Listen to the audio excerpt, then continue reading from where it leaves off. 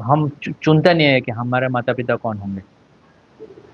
हमको जिस घर में जन्म लिया उस घर में हम रहते हैं, और फिर we are force to work.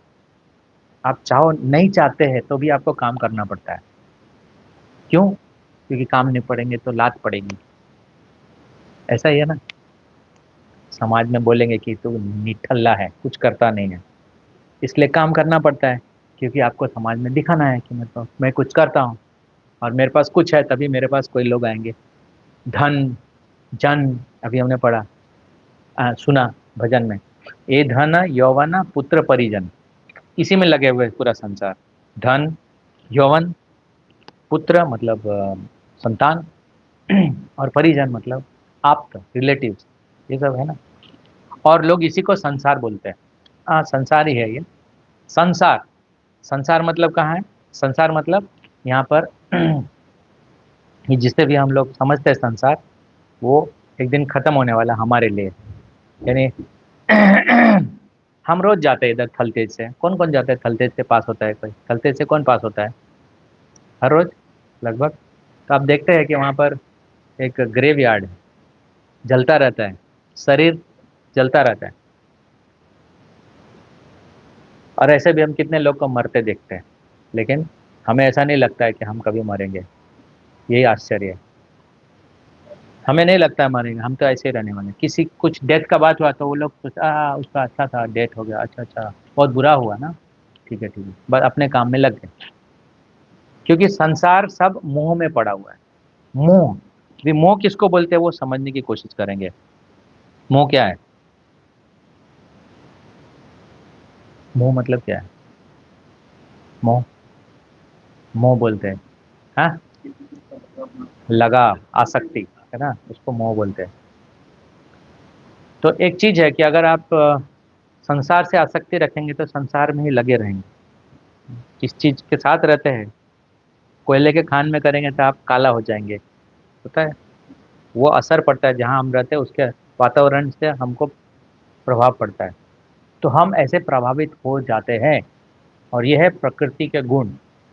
प्रकृति के गुण 7 अध्याय 7 में बताया गया था, देवी ऐसा गुण महिमा महिमा दूरत है। और 14वें अध्याय में पूरा प्रकृति के गुण के बारे में वर्णन है पूरा। आप पढ़ना। इसलिए बोलता हूँ कि भगवत गीता भागवत सब रिलेटेड है। अब वो भगवत गीता में बताया है कि भगवत गीता के भावार्थ तात्पर्य जब आप पढ़ते हैं तो आपको, आपने पढ़ लिया होगा कई बार, तो उसमें से आप समझते हैं कि जो है, जीव जन्म लेता है, कुछ समय तक रहता है, रहने के बाद कुछ गौण बढ़ता है, रहता है और बढ़ता है, फिर गौण पदार्थ उत्पन्न करता है, फिर अ, उसमें कमी आती है यानी डिग्रेड होता है, और बाद में लुप्त हो जाता है। ये 6 चीज, 6 चीज होता है सबके साथ। फूल से समझ सकते हैं हम। फूल, क्योंकि हम अपने से नहीं समझते, क्योंकि अपना 20 25 30 साल 50 साल रहता है शरीर, और अपने को तो हम समझते नहीं कभी। हम दूसरे को समझने की कोशिश करते हैं, अपना छोड़ देते हैं। अपने को समझना उसको बोलते हैं साक्षात्कार। इसलिए हम आपको सबको बुक देते हैं, आत्मविज्ञान का साक्षात्कार भगवत गीता के साथ, अपने को समझने के लिए। ठीक है। तो जो फूल है, फूल लेते हैं हम, देखते हैं सुबह फूल में बहुत अच्छा सुंदर खुशबू आता है, लेकिन दोपहर तक थोड़ा सा खराब होता है, और शाम तक पूरा मुरझा जाता है। और बहुत शाम तक फिर उसमें कीड़े आने लगते हैं ना, कीड़े आने लगते हैं, ऐसे ही फिर सूख जाता है पूरा। तो यही 6 चीजें इसके अंदर आता है। हर चीज लो लो, जो भी जीवंत है उसमें ये 6 चीज आने वाला है। तो ये है गुण किसका? जो भौतिक चीज है, जो गुणों के द्वारा, जिन गुणों के अंतर्गत चलता है, वो ऐसे ही चलता रहता है, उसके ऊपर प्रभाव पड़ता है। 3 गुण क्या है? सत्य, रज और तम। ये अभी हमने चर्चा नहीं करेंगे। हम थोड़ा, अभी हम भागवत चर्चा कर रहे हैं, तो हम आशा करते हैं कि ये सब पता है सबको। तो ये जो शास्त्र है, ये हमें बताता है, एक स्टेटमेंट है, शास्त्र है एक स्टेटमेंट है, जो कि रिकॉर्डेड है कई कई कई कई सालों से, कई लाखों करोड़ों साल से। उस शास्त्र, वो शास्त्र शस धातु से बना, शश, शश, और शस, श से ही शिष्य आता है। श शिष्य, और शास्त्र का श, वो तो दोनों सस धातु से बना हुआ, संस्कृत में ऐसा बोलते हैं। तो अ, शास्त्र जो है भगवान ने दिया हुआ है, और शास्त्र जो है वो दिव्य है। दिव्य है इसका मतलब है उसमें छह चीज, जो भौतिक चीज है वो नहीं लगता उसके अंदर, क्योंकि वो दिव्य है, वो प्रभावित नहीं होता किसी से। उसी तरह जैसे भगवान प्रभावित नहीं होता, आप समझ रहे, धीरे धीरे मैं आऊंगा उसके ऊपर कि भगवान क्या है और बाद में धर्म क्या है। तो तो अभी प्रकृति के तीन गुण है, कोई रजोगुणी है, कोई तमोगुणी है, सतोगुणी है ना, सब अलग अलग प्रकार के। तो अलग अलग चीज से वो सोचता है। अभी ये तीन रंग जैसा है समझ लो। रजोगुण मतलब कौन सा रंग बोलेंगे रजोगुण का? सतोगुण येलो, रजोगुण लाल, और तमोगुण नीला। तो ये तीन गुण है जिससे कि सब रंग बनता है, समझे? अम, तो वो मिलाते जाओ आप, मिलाते जाओ तो अलग अलग कॉम्बिनेशन से, तीन गुना तीन कितना हुआ? नौ। नौ गुना नौ कितना हुआ? 81। ऐसे आप करते जाओ तो वो कैसे ऐसे कॉम्प्लेक्स होते जाते हैं। जैसे रस्सी है, इस एक रस एक एक एक है, दूसरा है, तीसरा, अगर इसको ऐसे बांध दिया है तो जकड़ मतलब मजबूत होते जाएगा। ठीक उसी प्रकार से हम प्रकृति के तीन गुणों के अंदर बंधते जाते हैं, ऐसे बनते जाते हैं। ये तो सिंपल एक राउंड हो गया, ऐसे कितने, तीन मल्टीप्लाइड बाय तीन मल्टीप्लाइड गुना गुना गुना गुना होते रहता है। ठीक है, इसीलिए बोलते हैं कि अगर हम भौतिक प्रकृति में कार्य करेंगे, भौतिक चीजों में पड़े रहेंगे, तो वो बढ़ते रहेगा, ऐसे मल्टीप्लाई होते रहेगा। तो उसको फिर जकड़ते हुए, जकड़ते जाएगा, फंसते चला जाएगा। जैसे रेशम का कीड़ा है, उदाहरण के लिए, देखा है रेशम का कीड़ा, वो अपने ही रेशम में फंसते चले जाता है। तो वैसा ही हमारा हो रहा है कई जन्मों से। इसलिए हम लोग क्या है, बद्ध है। आत्मा नित्य है, लेकिन अभी हम बद्ध है। क्यों बद्ध है? उसके लिए भगवान जिम्मेदार नहीं है, उसके लिए जिम्मेदार हमारे क्रियाएं हैं और हमारा अज्ञान है। दो कारण है जिससे हम बद्ध है। हमारे क्रिया जो हम अज्ञान रूप से करते हैं, बिना जाने हुए करते हैं। इसलिए भगवान क्या क्रिया करना चाहिए, इसलिए भगवान प्रकट होता है। कौन सा क्रिया करना चाहिए, ऐसा क्रिया, उसको कर्म बोलते हैं संस्कृत में। क्रिया यानी कर्म, कर्म, एक्शंस। जो एक्शंस भगवान ने बोला अगर वो करेंगे तो हमें बंधन नहीं पड़ेगा, है ना। इसलिए गीता के तीसरे अध्याय में भगवान बोलते हैं यज्ञार्थ, यज्ञार्थ कर्मो अन्यत्र कर्म बंधन। अध्याय 3 श्लोक संख्या 9। अगर भगवान विष्णु के लिए कर्म नहीं करेंगे तो हम कर्म का बंधन में पड़ते जाएंगे। वही हो गया जैसे आपने बताया, हम बंधते चले जाएंगे। तो अब ये जो नियम है ना, वो कैसे बंधता है और कैसे निकलते हैं, कैसे बंधते हैं वो हो गया प्रवृत्ति मार्ग, और कैसे निकलते हैं उसको बोलते हैं निवृत्ति मार्ग। तो भगवान 16वें अध्याय में भगवान बताते हैं प्रवृत्तिम च निवृत्तिम च जनाना विदु असुरा, है ना। जो असुर लोग हैं वो नहीं जानते हैं कि क्या करने से हम बंधते हैं और क्या करने से हम मुक्त होते हैं। जो असुर नहीं है या जो सुर है, जो भगवान के भक्त है, उसको पता चलता है। क्यों पता चलता है? क्योंकि वो शास्त्र को मानते हैं, अर्थात वो भगवान के नियमों को मानते हैं। भगवान के नियम कहाँ दिए गए हैं? वेदों में दिया गया है। अभी वेदों को समझना कठिन है कलयुग के अंदर। इसलिए भगवान ने दो बातें बताई हैं खास करके कलयुग के लिए। एक है भगवत गीता और है दूसरा ये भागवत पुराण। ठीक है, तो ये जो दो ग्रंथ अगर पढ़ेंगे हमें, तो हमें भगवान का आदेश जो है ठीक प्रकार से पता चलेगा, और कैसे करना वो भी पता चलेगा। ठीक है, तो कुछ गलत धारणाएं जो हमने सीख के रखा है, गलत धारणाएं मतलब समझते हैं, मिसकंसेप्शन। समझते हैं मिसकंसेप्शन मतलब जो जो होता नहीं है, लेकिन हम समझते हैं कि ये सही है, यही करना चाहिए, है ना। तो वो मिसकंसेप्शंस को समझना कि, और ये समझना कि मिसकंसेप्शन है, इसको करेक्ट कैसे करना। तो हमको क्या करना पड़ेगा, अपने जो अपने से ऊंचे लोग हैं उसको देखना पड़ेगा, और वो जो बताते हैं वैसे करना पड़ेगा। तो ऊंचे लोग, तो भगवान ने सब ऊंचे लोगों का उदाहरण दिया भागवतम में। उन ऊंचे लोगों को बोलते हैं महाजन, है ना। जैसे 12 महाजन है ना, हमने कई बार बताया है। जैसे शिव जी है, नारद मुनि है, भगवान कपिल है ना, प्रहलाद महाराज है, बलि महाराज है, और कौन है, सुखदेव गोस्वामी है, यमराज है, ये सब 12 महाजन है। और जो 12 महाजन को फॉलो करता है वो भी महाजन है। जैसे हमारे प्रभुपाद है, या रमणाचार्य, मध्वाचार्य, ये सब जो इस लाइन में है वो भी महाजन है, क्योंकि वो वही काम करते हैं जो महाजनों ने किया है, जो महाजनों ने बताया है वही करते हैं, है ना। तो जैसे अभी प्रभुपाद जी एग्जाम्पल दे रहे थे एक प्रवचन में, प्रभुपाद जी बता रहे थे कि कुछ लोग पूछ रहे हैं कि जैसे प्रभुपाद जी जब प्रचार कर रहे थे, हाँ, प्रभुपाद जी अमेरिका में, यूरोप में, सब जगह गीता का वितरण, भागवत का वितरण, ग्रंथों का वितरण, और वो बोलते थे दीज आर ट्रांसडेंटल लिटरेचर्स, ऐसा। तो कुछ लोग प्रोटेस्ट करते हैं वहाँ पर, जैसे ऑस्ट्रेलिया में किसी ने बोला ये क्या कर रहे हैं आप, ये क्यों कर रहे हैं, हम लोग क्रिश्चियन हैं, आप लोग क्या बता रहे हैं। तो फिर तब उन्होंने किससे पूछा, प्रभुपाद जी से पूछा, उसी से पूछा ना जिनका संस्था है। जैसे कि कुछ लोग हैं बोलते हैं कि इस्कॉन का पैसा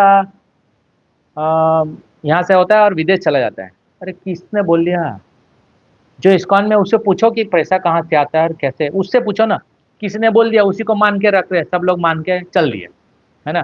तो इसीलिए किसको पूछना चाहिए, जो है उसमें, उससे पूछो ना। रोड पर चलते हुए लारी वाले को, सब्जी वाले को, या किसी को भी पूछ लो आप, तो वो क्या बताएंगे इस्कॉन के बारे में, क्या बताएंगे दिव्यता के बारे में।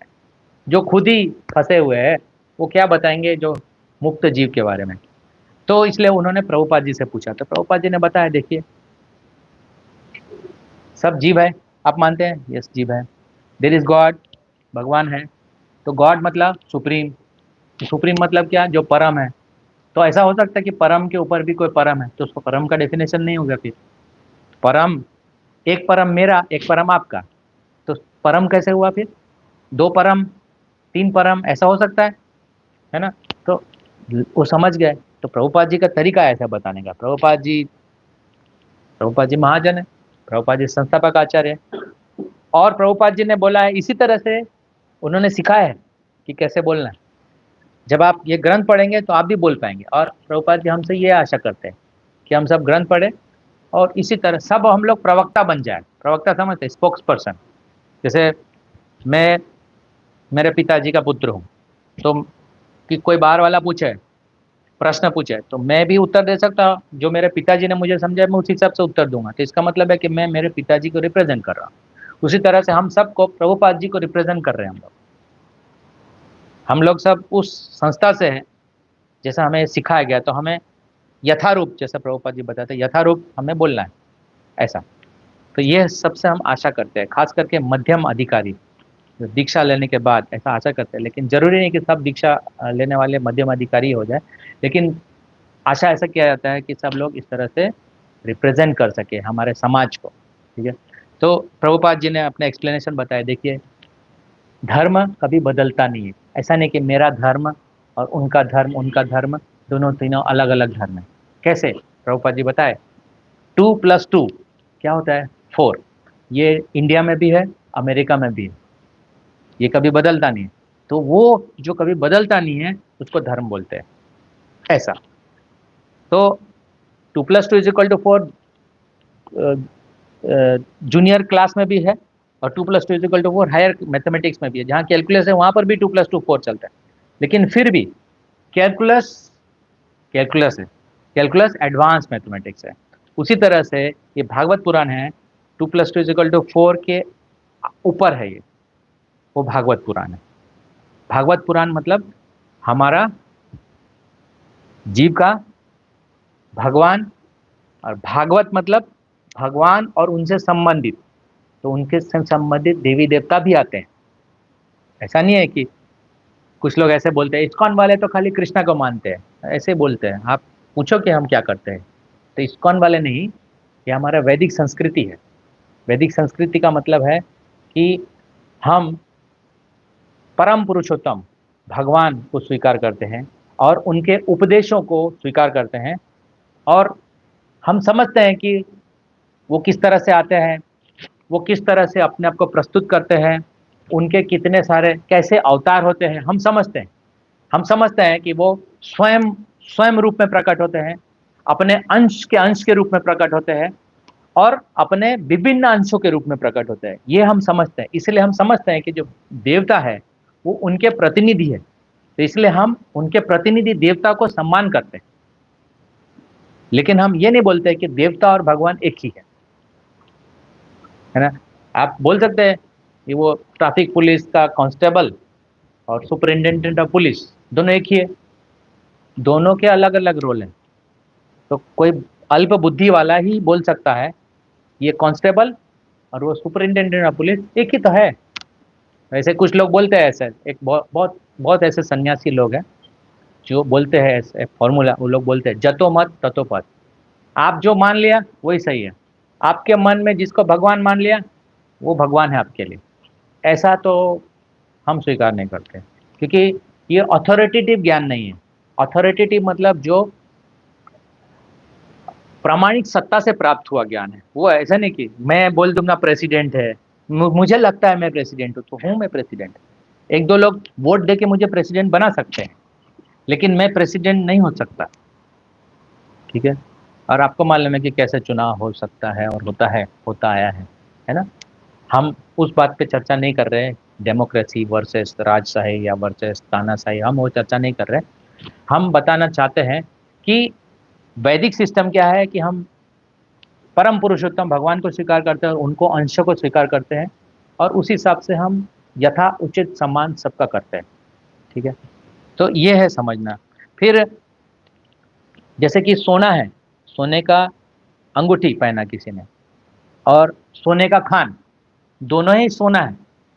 सोने का खान में बहुत सारा सोना है, लेकिन हम जो अंगूठी पहनते हैं या कान में पहनते हैं या फिर जो हार पहनते हैं वो कुछ ग्राम है, लेकिन वहां पर कितना सोना है, टन टन में है, हजारों हजारों किलो का है।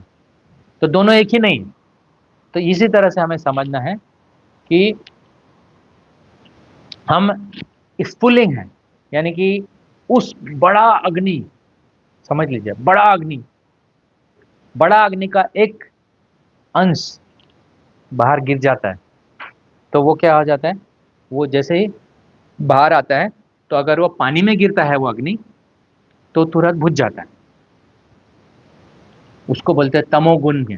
जैसे कि मैं आपको बताऊंगा धीरे धीरे, तमोगुण में चला जाता है वो। तो तमोगुण में जाएगा तो वो उसका फिर से उठना खराब होता है। जैसे कि कोई जीवात्मा गलत संस्कार में पड़ गया, गलत जगह फंस गया, तो शराबी बन जाएगा या फिर हत्यारा बन जाएगा या बहुत गलत काम कर सकता है, तो उसको संभालना वापस थोड़ा मुश्किल होता है। उसी तरह जैसे स्फुलिंग अग्नि के एक पिंड से बाहर निकला तो वो अगर पानी में गिर गया तो बुझ जाता है। लेकिन वही स्फुलिंग अग्नि का एक अंश अगर वो मट्टी पे गिरता है तो उसको बचाया जा सकता है बुझने से, तो वो हो गया रजोगुण। और वही अग्नि अगर सूखी लकड़ी पे पड़ गया तो वापस फिर से प्रज्वलित हो जाता है, वो बच जाता है, तो वो है सतोगुण। सतोगुण तो सतोगुण अच्छा गुण है जिससे कि हम ये भगवान को समझ सकते हैं। बाकी तमोगुण और रजोगुण से मुश्किल होता है। लेकिन फिर भी भगवान का ये कथा, भागवत का सुनना, महामंत्र करना इतना पावरफुल है क्योंकि वो तमोगुणी व्यक्ति भी, रजोगुणी व्यक्ति भी सतोगुण में आकर भगवान को समझ कर सकता है और भगवान का भक्त बन सकता है। ऐसे बहुत सारे उदाहरण है प्रभुपाद जी ने बताया है ना। अमेरिका यूरोप में तो सब तमोगुणी लोग हैं, फिर भी कैसे उन पावर है भक्ति का। तो हम वो, तो इसीलिए क्यों, क्योंकि वो सब जो जो गिर गए हैं, हम सब जो गिर गए हैं वो क्या भगवान का ही अंश है ना। तो जैसे ही उसको एक अच्छा संग मिलता है तो वो वापस सुधर सकता है। This is the supreme welfare activity, जो हमारा कार्य है, जो हम कर रहे हैं अभी, है ना। जीव को मतलब ये जो अंश है उसको भगवान के साथ जोड़ना। हम ऐसा नहीं बोल रहे कि जीव भगवान एक ही है, जुड़ गया मर्ज हो गया, वो नहीं बोल रहे हम ये बोल रहे हैं कि वो अपने स्थिति में, अपने शुद्ध स्थिति में आ गए। और वो स्थिति क्या है, शुद्ध स्थिति में तो भगवान का सेवा करेगा, और भगवान का सेवा करने से वो खुश होगा, इसलिए यहाँ पर दिव्य सेवा शब्द उपयोग किया गया है। वो कैसे है, तो प्रभुपाद जी यही बताते हैं कि दिस इज व्हाट।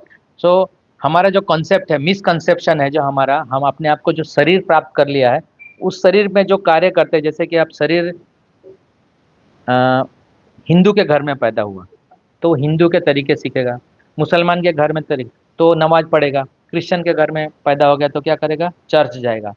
तो वो वो एक श्रद्धा रखता है हर एक, ये जो है मुस्लिम, क्रिश्चियन, हिंदू, XYZ, जो भी आप जितना चाहे नाम दे दो, तो एक प्रकार का सबका एक श्रद्धा है। लेकिन वो श्रद्धा जो है बदलते रहता है समय समय के साथ। जैसे कि आप देख सकते हैं हमारे भारत में बहुत से लोग थे पहले हर रोज मंदिर जाते थे, अब नहीं जाते, क्योंकि अब श्रद्धा जो है उनका चेंज हो गया। कहाँ चेंज हो गया? सिनेमा हॉल में श्रद्धा, यूट्यूब में श्रद्धा। वो कुछ लोग धार्मिक है तो वो बोलते हैं कि हम घर में रामायण और महाभारत देख लेते हैं, लेकिन कोई मंदिर नहीं जाता है, और भगवान का सेवा तो दूर की बात है। पहले ऐसा नहीं था, पहले सब सुबह उठ के मंदिर जाते थे, कुछ कुछ मंत्रोच्चार करते थे, सुबह उठते थे, कुछ ना कुछ ऐसा करते थे लोग, कुछ ध्यान करते थे। अभी ऐसा कोई नहीं कर रहा है। तो सब अभी कहाँ जा रहे हैं? फैक्ट्री जा रहे हैं। Factory is a temple and the workers are the pujari, ऐसा हमारे एक बहुत बड़े नेता ने कहा है ना, आज़ादी के बाद ऐसा एक नेता ने कहा है, और वही सब साकार हो रहा है अभी। तो सब लोग क्या बन गए? Factory workers. ऐसा नहीं है कि आप फैक्ट्री में काम नहीं कर रहे तो आप फैक्ट्री वर्कर्स नहीं, आप सभी फैक्ट्री वर्कर्स ही है, क्योंकि आप फैक्ट्री वर्कर के प्रोडक्ट को ही बाहर निकाल रहे हैं, सेल कर रहे हैं। तो फैक्ट्री वर्कर्स का जो प्रोडक्ट बनता है उसी का सेल कर रहे हैं। तो फैक्ट्री वर्कर का ही काम है एक तरह से, जो भी हम कर रहे हैं कुछ प्रोड्यूस कर रहे हैं। वैश्य का काम क्या है? कृषि, गोरक्षा, वाणिज्य।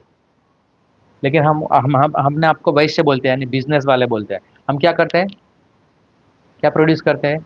नट bolts, machineries, computers, laptops, mobile phones, और अभी तो कुत्ते के बिस्किट, पेडिग्री, क्या वो सब भी है।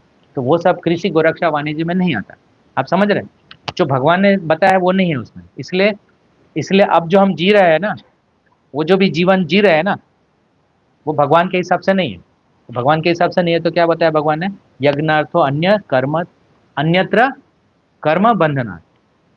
यज्ञ यानी भगवान विष्णु के लिए नहीं काम कर रहे तो उस कर्म से हम, कर्म का बंधन होता है। और बंधन जब होगा, कर्म का बंधन, तो हमें भौतिक प्रकृति के अंदर आना पड़ेगा। समझते हैं भौतिक प्रकृति के अंदर आना कैसे होगा? You are forced. एग्जाम्पल, भौतिक प्रकृति के अंदर कैसे हम फंस जाते हैं? सिंपल है, आप रोज फंसते हैं। देखना, आप ट्रैफिक रूल को वायलेट कर दो, तुरंत आपका हालत खराब हो जाएगा। देख लो, आप सिंपल करके देख लो। That is going against the laws of government, है कि ना? आप कर सकते हैं। देखो, कोई भी ऐसा करके देखो, कितना बुरा फंस जाते हैं आप। फिर आपके पास कुछ नहीं होता है, तो बड़ा मुश्किल से आप बच गए तो बच गए, नहीं तो बहुत मुश्किल होता है ना। होता है कि नहीं ऐसा? किसी को एक्सपीरियंस है ट्रैफिक पुलिस का या पुलिस का? है ना, बहुत लोग को होता है ना, हम सबको है।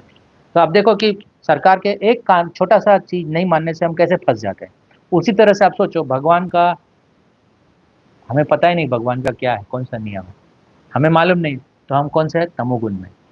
और फिर हम बोल सकते हैं कि नहीं हमें नहीं मालूम था, नहीं, उसको तमोगुण वाले को पता नहीं रहता। जैसे जानवर है, जानवर का अलग कानून है, उसको उसको उसको सजा नहीं मिलेगा। जानवर अगर ट्रैफिक वायलेट करेगा, है ना, गाय चल रही है, कुत्ता चल रहा है, तो रेड सिग्नल में तो उसके पास आएगा क्या कोई ट्रैफिक पुलिस वाला कि चालान दे दो, ये कर दो, वो कर दो, चालान फाड़ दो? कोई पूछा है अभी?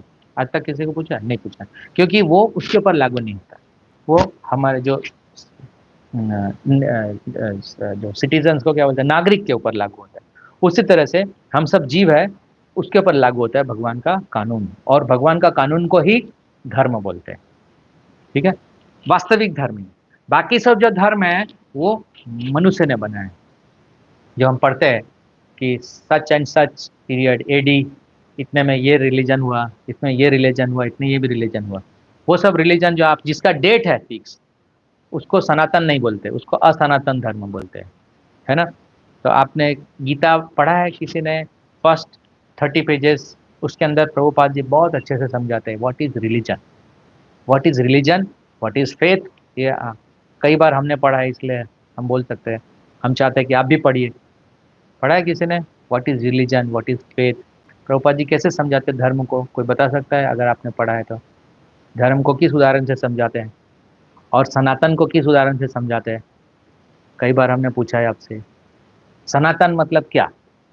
अभी मैंने जो बताया वो नहीं, कुछ और बताइए जो प्रभुपाद जी ने उदाहरण दिया था। सनातन धर्म, सनातन का मतलब क्या है, रामानुजाचार्य ने समझाया, कोई बता सकता है? बोलो। पीयूष आप बता सकते हैं?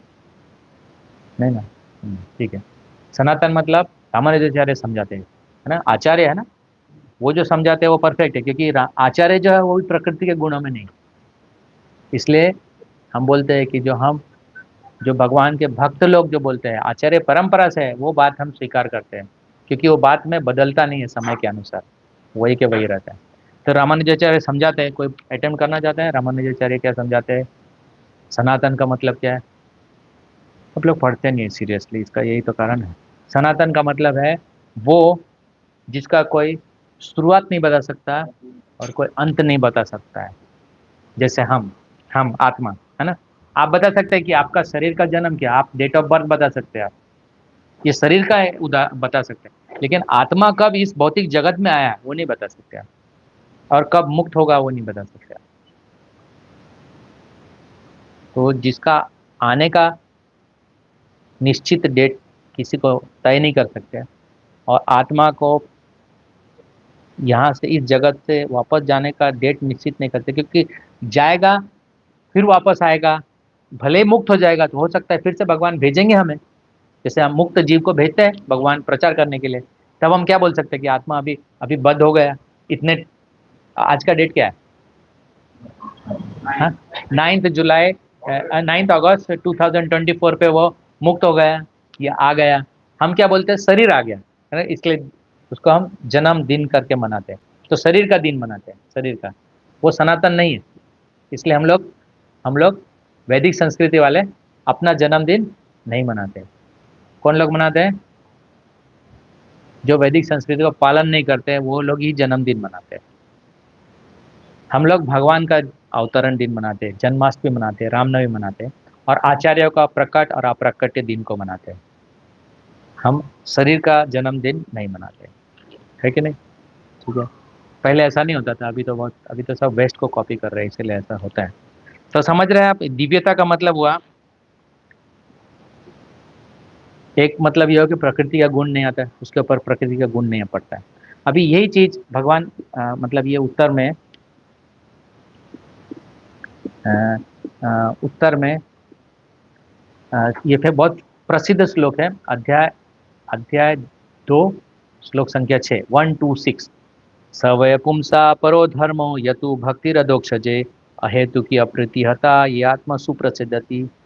सबका परम हित क्या है? तो यहाँ पर उत्तर है, संपूर्ण मानवता के लिए, संपूर्ण मानव के लिए परम वृत्ति, ब्रैकेट में लिखा धर्म, वही है जिसके द्वारा सभी मनुष्य श्री भगवान के दिव्य प्रेमा भक्ति प्राप्त कर सके। ऐसी भक्ति से निस्वार्थ तथा अखंड कार्य, निस्वार्थ तथा अखंड होनी चाहिए, जिससे आत्मा पूर्ण रूप से तुष्ट हो जाएगी। तो परम वृत्ति क्या है? परम वृत्ति ही धर्म है। क्या धर्म है? जिससे कि वो आत्मा संतुष्ट हो जाएगी। अब आत्मा संतुष्ट कैसे हो जाएगी? तो भगवान आगे आगे यहाँ पर सुध गोस्वामी बताते हैं, वसुदेव परा भक्ति भक्ति योगद प्रयोजता जनत्यशु वैराग्यम ज्ञानम च तदैतुकम। अब यहाँ पर बहुत महत्वपूर्ण बात है, वैराग्यम और ज्ञान, पहले मैंने तब हम बताया था ना, सबसे पहले भक्ति के दो पुत्र है, ज्ञान और वैराग्य। और भक्ति से क्या आता है? भक्ति माता है, भक्ति देने वाली। तो भक्ति जब हमारे में आएगा तो इसका मतलब है भक्ति है हमारे में, तो हमारे में क्या आएगा? उनके दो पुत्र, कौन? ज्ञान और वैराग्य होगा। लेकिन भक्ति नहीं है तो खाली ज्ञान हो सकता है, आप वेद पढ़ लो, उपनिषद पढ़ लो, जैसे सब लोग बहुत से लोग ऐसे करते हैं, तो वो भक्ति कैसे होगा? भक्ति मतलब भगवान से होता है, भगवान का रूप से होता है, हम भगवान के रूप से आकर्षण होते हैं, भगवान के कीर्तन से आकर्षण होते हैं, भगवान के कथा से। निर्विशेष का तो कथा नहीं होगा ना, जिसका आकार ही नहीं उसका कथा कैसे हो सकता है? इसलिए जो निर्विशेषवादी है वो भागवतम को स्वीकार नहीं करते, वो लोग उपनिषद ही चलता रहता है उनका। इसलिए प्रकाशानंद सरस्वती और चैतन्य महाप्रभु का जब संवाद हुआ था, तो वहां पर यही चर्चा चल रहा था, तो वो लोग चैतन्य महाप्रभु के ऊपर आरोप लगाए कि आप सन्यासी होके ये क्या कीर्तन करते रहते हैं, सब लोगों को हरे कृष्णा उछलते, हरे कृष्णा कृष्णा कृष्णा हरे हरे राम ऐसा बोलते रहते हैं और सड़क पे उछलते रहते हैं, कीर्तन करते रहते हैं और सब लोग को बोलते हैं कि आप भी कीर्तन करो। तो चैतन्य महाप्रभु ने बताया कि मेरे गुरु ने मुझे कहा। चैतन्य महाप्रभु के गुरु कौन है? ईश्वरपुरी। ईश्वरपुरी ने उनको कहा कि चैतन्य महाप्रभु के शब्दों में कि गुरु मोरा मूर्ख जानिया करेला शासन। गुरु ने मुझे बोला तुम मूर्ख हो और डांटा, बोले वेद के ऊपर तुम्हारा अधिकार नहीं है। अब चैतन्य महाप्रभु स्वयं भगवान है। वेदेश सर्वेर हमें वेद्यो वेदांतकृत वेदाविचम, चैतन्य महाप्रभु स्वयं कृष्ण है और गुरु उनको बोल रहा है कि वेद के ऊपर तुम्हारा अधिकार नहीं है। वो ऐसे इसलिए बता रहे हैं कि चैतन्य महाप्रभु एक भक्त के रूप में आचरण कर रहे हैं। तो इसलिए हम सब जो भी भक्त समझते हैं अपने आप को, जो चैतन्य महाप्रभु बोलते हैं उसी हिसाब से करना चाहिए। इसका मतलब है कि हमें वेद का जो मर्म है उसको समझना चाहिए। और वेद का मर्म क्या है? विदेश सर्वेर हमें भगवान को जान लेना। और भगवान को जान लेना, हमारे आचार्य लोग भगवान को जानने के लिए क्या दिया? वेदांत जो है उसका कमेंट्री दिया। उस कमेंट्री को वेद व्यास जो कमेंट्री देते हैं, वेदांत सूत्र जो बोले हैं, वेदांत सूत्र का भाष्य है भागवत पुराण। तो जो भक्त लोग भागवत पुराण पढ़ते हैं तो उनका कोई कमी नहीं रह जाता कि वेद छूट गया या उपनिषद छूट गया, सब इसमें आ गया। क्योंकि हम कमेंट्री इस तरह से, हमको आचार्य ने कमेंट्री इस तरह से दिया कि हमारा जो वेद पुराण सब इसमें आ जाता है। इसलिए कोई कमी नहीं है, जो भक्त बनने से कोई लॉस नहीं होता। क्योंकि जो इतना जन्म जन्म से योग करके, योग में इतना सारा समय लगा के ढूंढ रहे हैं, जो वो तो साक्षात भगवान आपके हृदय में है। तो उसको ढूंढने आना चाहिए। तो हम जब आचार्यों जैसे प्रभुपाद जी, गुरु महाराज, ये सब का आश्रय लेंगे तो हमें खुद पता चल जाएगा। स्वयं एवं स्फूर्ति अदा, सेवा करते करते हम समझ जाएंगे। कैसे?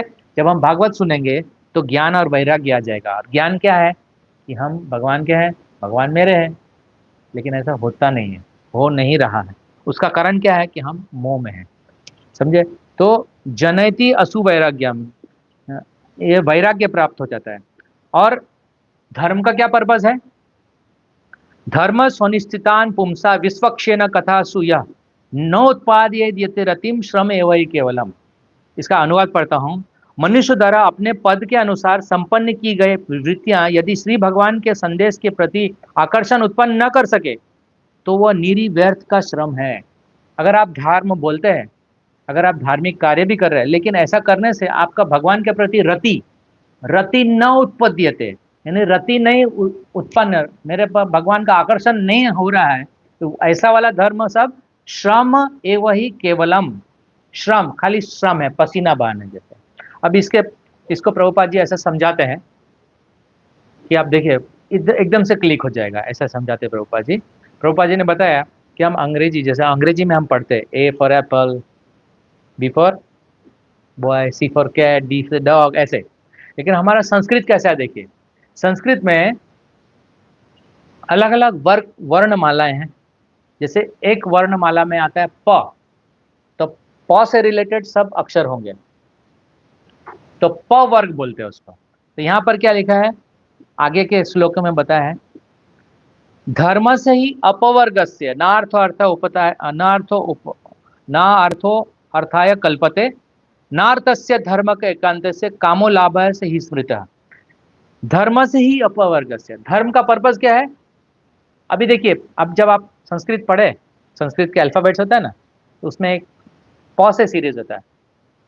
प से परिश्रम, प वाला सीरीज में प से परिश्रम, फ से फैन, प फ ब मतलब व्यर्थता, प फ ब म मतलब मृत्यु, और भ मतलब भय।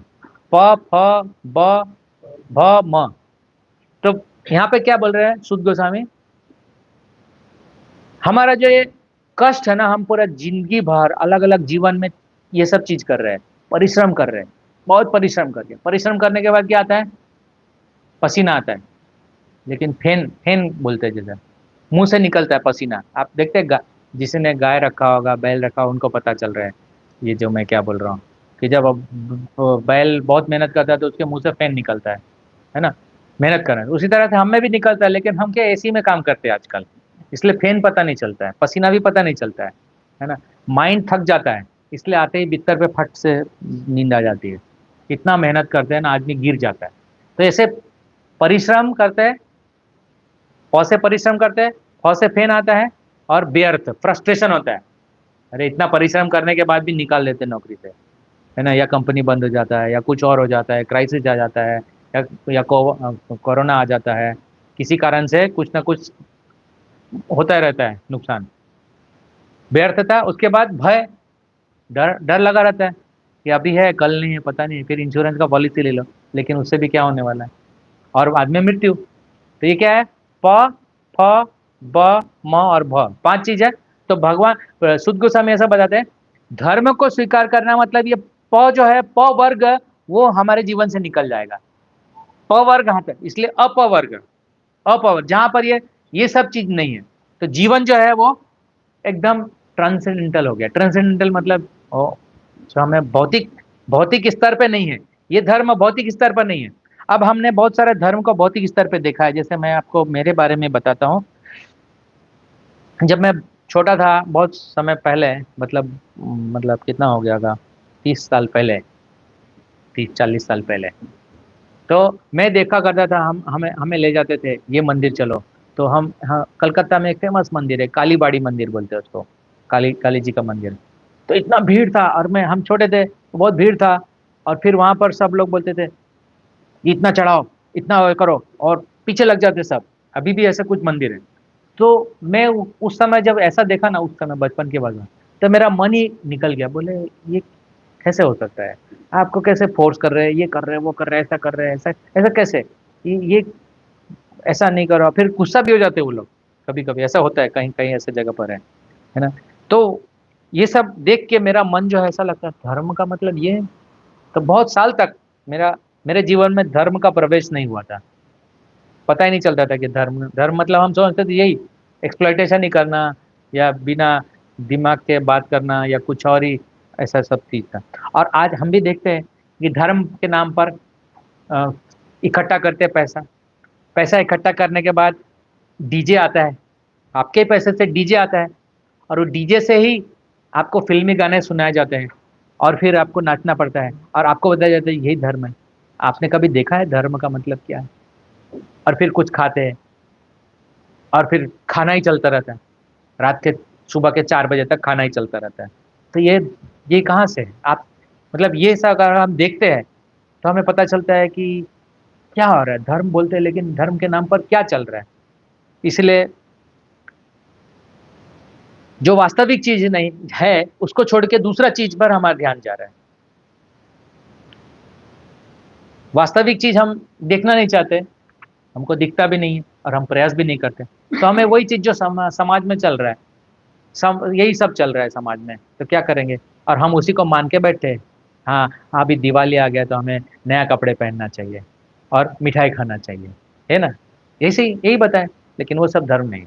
यहाँ पर ये बताएं कि धर्म का मतलब नहीं है कि मनुष्य धर्म के नाम पर इकट्ठा करे, धर्म का पैसा लाए, और फिर और इंद्रिय भोग करे। और जैसे हमने कुछ किया, पूजा अनुष्ठान किया, उसके बाद कुछ पैसा मिला, और पैसा हमें पता चल गया कि पैसा मिलता है, तो और करो, और सबको बोलो कि और पूजा कराओ हमारे से। फिर और पैसा आए, और वो पैसा से क्या करूंगा मैं? और गाड़ी खरीदूंगा। फिर बाद में और गाड़ी खरीदूंगा। फिर मैं इसको और इसको और थोड़ा बदल दूंगा, मैं थोड़ा कंप्यूटराइज कर दूंगा, कुछ कंप्यूटर उसमें डाल दूंगा, कुछ प्रोग्रामिंग डाल दूंगा। तो इस तरह से सब चल रहा है धर्म के नाम पर, है ना। जितना भी आइडिया आ रहा है सब यूज करो, क्या एक एकमात्र एम हो जाता है, क्या? पैसा इकट्ठा करना। तो यहाँ पर लिखा है ना, अर्थ अर्थ अर्थ उपार्जन करने के लिए नहीं धर्म है, लेकिन किस लिए धर्म है? इसमें लिखा है धर्म है जीवस्य तत्व जिज्ञासा, कामस्नेन्द्रिय प्रीति, कामस्नेन्द्रिय प्रीति नार्थ लाभो जीवेत यावता। जीवन की इच्छाएं यानी इंद्रिय तृप्ति की ओर लक्षित नहीं होना चाहिए। इच्छाएं को पूरा करने के लिए धर्म नहीं होना चाहिए। मनुष्य को केवल स्वस्थ जीवन की या आत्म संरक्षण की कामना करनी चाहिए, क्योंकि मानव तो परम सत्य के विषय में जिज्ञासा करने के निमित्त बना है। मनुष्य के कर्मों को इसके अतिरिक्त अन्य कोई लक्ष्य नहीं होना चाहिए। धर्म का और कोई लक्ष्य नहीं होना चाहिए कि जैसे अभी हमने बताया। तो क्या करना चाहिए? जिज्ञासा करना चाहिए। जिज्ञासा क्या है? हाँ, जिज्ञासा क्या करना है कि मेरा और इंद्रिय तृप्ति कैसे हो, वो जिज्ञासा नहीं है। मैं आत्मा के बारे में प्रश्न करना चाहिए, आत्म तत्व जिज्ञासा, वो है धर्म का लक्ष्य। इसलिए तत्व क्या है तो आगे आगे बताते हैं शुद्ध गोस्वामी। वदंती, ये याद करना चाहिए सबको।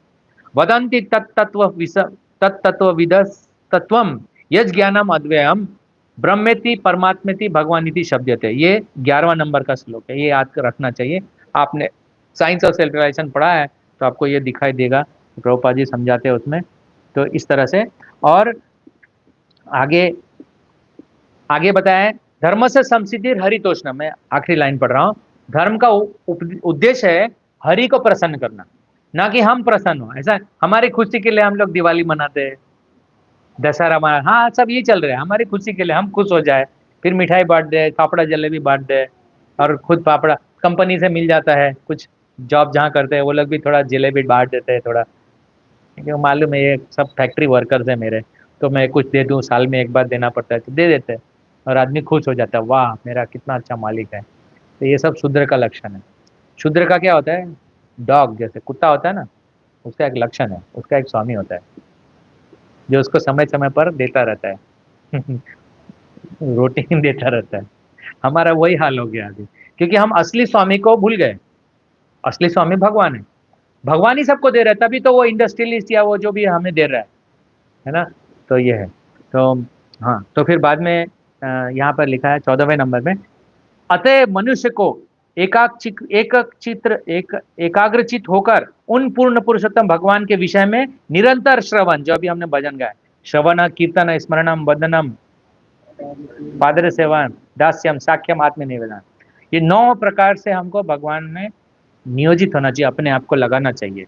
वही जीवन का लक्ष्य है, बाकी कोई लक्ष्य नहीं है। बाकी लक्ष्य शरीर का है, उसमें मना ही नहीं है, लेकिन हम ये लक्ष्य को छोड़ के उस लक्ष्य को, जो शरीर का लक्ष्य है, उसी को प्राप्त करने के लिए पूरा जीवन अपना बिता देते हैं, है ना।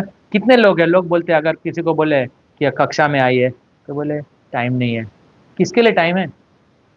इतना बड़ा हमने बना के दिया आपको, रोड अच्छा था, आपका काम आसान हो जाता तो कंप्यूटर दे दिया, है ना। आपका ट्रैवलिंग कम हो जाए तो गाड़ी आ गया, रोड आ गया, फिर भी टाइम बचता है। तो टाइम बचने के बाद क्या करते हैं? फिर से वो टाइम का दुरुपयोग करते हैं। आप समझ गए, है ना।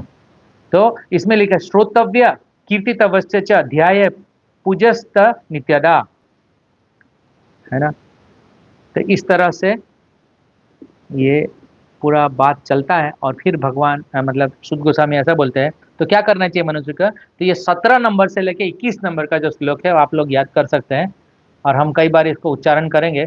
और आपको अगर शॉर्टकट में जाना है तो चैप्टर 7 का, जो चैप्टर 7 भगवत गीता है, उसके तात्पर्य में प्रभुपाद जी ये लिखते हैं, तो आप सब उसको उसमें व्हाट्सएप में डाल दीजिए। 17 से लेके 21, श्रृणवताम स्वकथा कृष्ण पुण्य श्रवणम कीर्तना हृदयंथो भद्राणी विदुनोति सुरसताम। क्या होता है जब हम भागवत पढ़ते हैं? तो क्या होता है, हमारे हृदय के अंदर जितना भी कलमश है, ये भौतिक इच्छा है, भौतिक इच्छाएं के कारण ही हम मुंह में पढ़ते हैं। तो क्या होगा? भौतिक इच्छाएं को तो खत्म नहीं कर सकते, तो क्या करना पड़ेगा? गीता में बताया भगवान, इच्छा कैसे आता है? हम विषय को देखते हैं, जब विषय को देखते हैं, ध्याय तो विषयान पुंसा संगस्तेषु उपजायते, अध्याय 2 श्लोक संख्या 2.62। ध्यायते विषयान पुंसा, जब मनुष्य उस विषय को मनन करता है, सोचता है, ध्यान आता है। ध्यान कैसे आता है? देख लिया या सुन लिया तो ध्यान आता है। इसलिए तो मोबाइल, इंटरनेट, व्हाट्सएप दिया है आपको लोगों को, इसलिए तो दिया है कि आपका ध्यान इसी में लगा रहे। किसमें? मोह में पड़ा रहे, तो हट से ध्यान आ जाता है। हाँ हाँ, इसमें भी कृष्ण कथा है, अरे प्रभु जी बहुत अच्छा कथा करते हैं, बहुत मजा आता है, तो ध्यान उसमें ध्यान चला जाता है। लेकिन वो ध्यान इंटरटेनमेंट वाला ध्यान में चला जाता है। फिर आपको थोड़ा म्यूजिक व्यूजिक दिखाएंगे, आपको अच्छा लगेगा। मन, हाँ, मन को तो ऐसे ही चाहिए ना। मन को तो क्या है, डिस्को चाहिए, डिस्को डिस्को। मन को वो चाहिए जो भौतिक है, क्योंकि मन भौतिक है। तो मन को जब तक शुद्ध नहीं करेंगे कृष्ण के कथा से, शुद्ध शुद्ध कथा कहाँ मिलेगा, भागवत में मिलेगा। भागवत, और भागवत से सुनने, भागवत से सुनना मतलब जो प्योर डिवोटी है उनसे सुनने के लिए भाग। तो यहाँ पर हम परपोट पढ़ते हैं तो प्रभुपाद जी का परपोट है, प्रभुपाद जी प्योर डिवोटी है, तो इसलिए उनको सुनेंगे तो हमारा मन जो है उसमें लगा रहेगा और इधर उधर नहीं जाएगा। तो उससे क्या होगा, हमारे हृदय में अभद्राणी जो अनवांटेड चीज है वो निकल जाता है, अपने आप निकलेगा। और उसका पूरा प्रोसेस दिया है, नष्ट प्रायशो अभद्रेशु नित्यम भागवत सेवाया भगवती उत्तम श्लोके भक्तिर भगवती नैष्टिकी। नैष्टिकी मतलब प्योर, प्योर भक्ति आपको मिलेगा। कैसे मिलेगा, तो यहाँ पे लिखा है नित्यम भागवत सेवाया। इसलिए हम रोज आपको रिपोर्ट पूछते हैं कि आपने आज क्या पढ़ा। आपको नहीं पता है, ये दवाई देने का प्रोसीजर है। दवाई दे के डॉक्टर पूछता है कि आपने दवाई ठीक समय समय पे लिया है कि नहीं। अगर आप दवाई ठीक समय पे नहीं लेंगे तो बीमार हो जाएंगे। इसलिए यहाँ पर लिखा है श्रीमद् भागवतम की कक्षाओं में नियमित उपस्थित रहने से तथा शुद्ध भक्त की सेवा करने से हृदय में सभी प्रकार के लगभग पूर्णतः, सभी प्रकार के कष्ट लगभग पूर्णतः विनष्ट हो जाते हैं और उन पुण्य श्लोक श्री भगवान में अटल प्रेम भक्ति स्थापित हो जाती है, जिसकी प्रशंसा दिव्य गीतों से की जाती है। और उसके बाद क्या होगा, हमारा रजोगुण तमोगुण वो सब सबसाइड